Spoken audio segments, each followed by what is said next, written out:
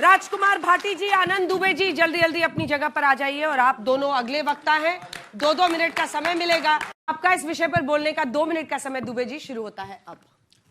वंदे मातरम, भारत माता की जय, जय श्री राम, जय हिंद, सनातन की जय हो। राम नाम आधार जिन्हें, वो जल में राह बनाते हैं, और जिन पर कृपा राम करें वो पत्थर भी तिर जाते हैं। हम तो उस देश से आते हैं, हम उस संस्कृति से आते हैं जहां राम भगवान ने अपने पिता और माता के वचनों को पूरा करने के लिए वन चले गए। हम उस भारत देश से आते हैं जहां श्री कृष्ण भगवान ने गीता का उपदेश दिया तो पूरा विश्व उसको सुनने के लिए आतुर हो गया। उस देश में अगर कोई बाबर, खाबर, डाबर या कोई हुमायूं, मुमायूं या औरंगजेब की बात करता है तो ये बेईमानी है, क्योंकि यहाँ अगर कोई बात होनी चाहिए, सुबह से लेकर शाम होनी चाहिए, तो छत्रपति शिवाजी महाराज की बात होनी चाहिए, छत्रपति संभाजी महाराज की बात होनी चाहिए। इस देश में जिन्होंने भगत सिंह, राजगुरु, सुखदेव, चंद्रशेखर आजाद, जिन्होंने अपना सर्वोच्च बलिदान दिया, उन महापुरुषों की बात होनी चाहिए। कहाँ उठा के लाई अंजना जी ये हुमायूं को पता नहीं। देखिए, ये यहाँ पर हमारे नौजवान साथी बैठे हैं, हमारी माताएं बहनें बैठी, पूरा देश देख रहा है। देश चाहता है श्री राम भगवान की भक्ति में कैसे डूबा जाए, क्योंकि जिनका नाम तो जन्म से लेकर मृत्यु के बीच में हटता ही नहीं। हम तो लोग हमारे हिंदू में कहते हैं कि आत्मा अजर अमर होती है, शरीर आता और जाता है।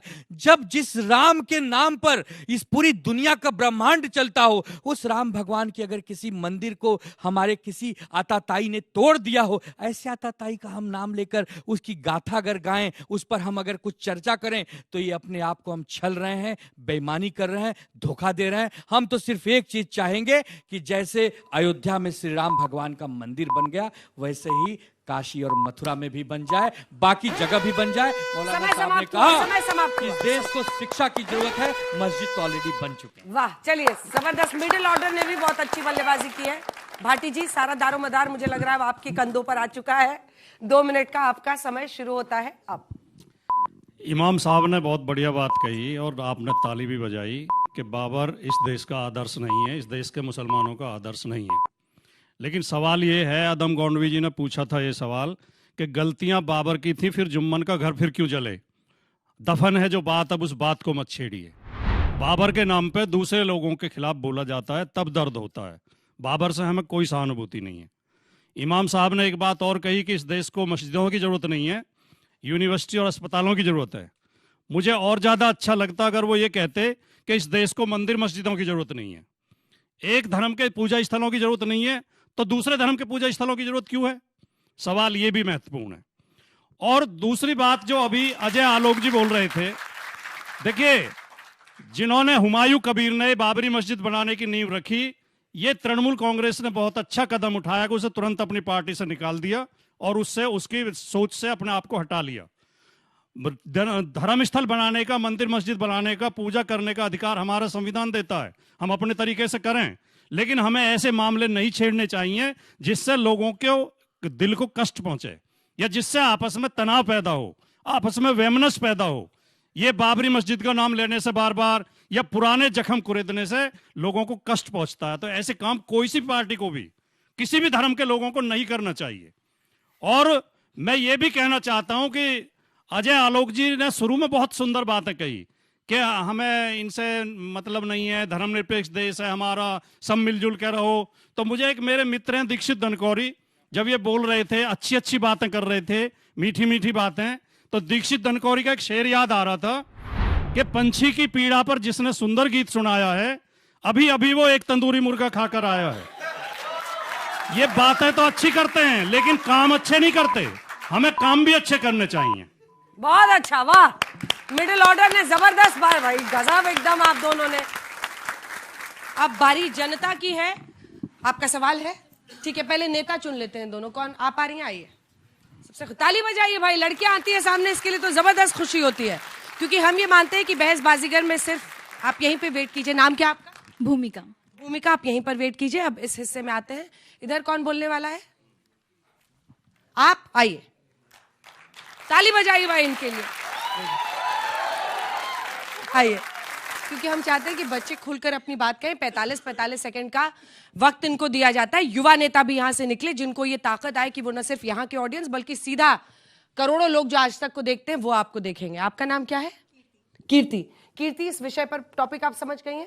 इस विषय पर बोलने का आपका 45 सेकंड का समय शुरू होता है अब। पहले तो मैं ये बोलना चाहती हूँ, अगर हम राजनीति की बात कर ही रहे हैं तो हम राज्य और राज्य चलाने वालों की बात कर रहे हैं। और बाबरी मस्जिद का अगर ये मुद्दा उठा है तो क्यों उठा है मुझे आज तक समझ नहीं आया, क्योंकि ये कभी लड़ाई थी ही नहीं। और राम मंदिर, मैंने पहले भी बोला था, राम मंदिर बनना चाहिए था और वो बन गया है, वो अलग बात है। जैसे सर ने बोला कि उससे बनने में इसलिए टाइम लग गया क्योंकि हम लीगल लड़ाई लड़ रहे थे, अगर नहीं लड़ते तो बन तो वो 2 या 5 साल में भी जाता।